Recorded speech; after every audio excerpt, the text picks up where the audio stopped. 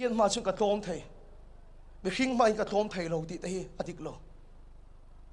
và thiên ma chung cả tôm bị khinh ma cả tôm thầy lâu thì đây adik lo anh hiểu pon mo rong bol na tui đâu đâu anh mà ni sẽ chết đâu đâu hi kamu tam lu tu hết cho cả xia lom thì đây adik lo xia này lo sẽ tên là bẹt trên này không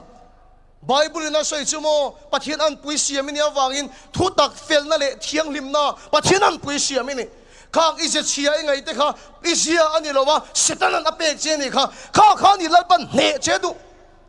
ti dang lam che du pathian ma chau tom mi khing ma tom thei lo hiom thei lo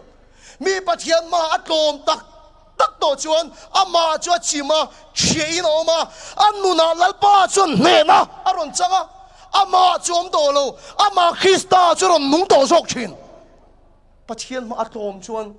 min aman mu to lo Krista sia le nung chang chu aman mu to sok china Iswa sia chu aman mu to china pathian man tom chu mi khing ma pon tom chin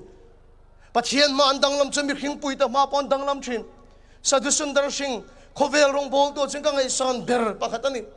sabrama Bible zir tura zuk khen khan apathian tu zir tir tu te in kong khar kika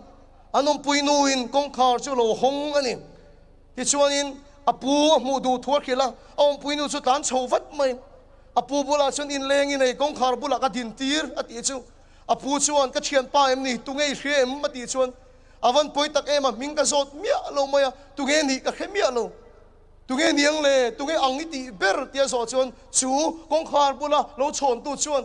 minit tam ka belo ni ma sila bula ko om lai khan thamu na ka la hiat ngai lo hi ka ne ya ke chu ang ka ti ber chu I suwa ang ka ti ber ti ni chu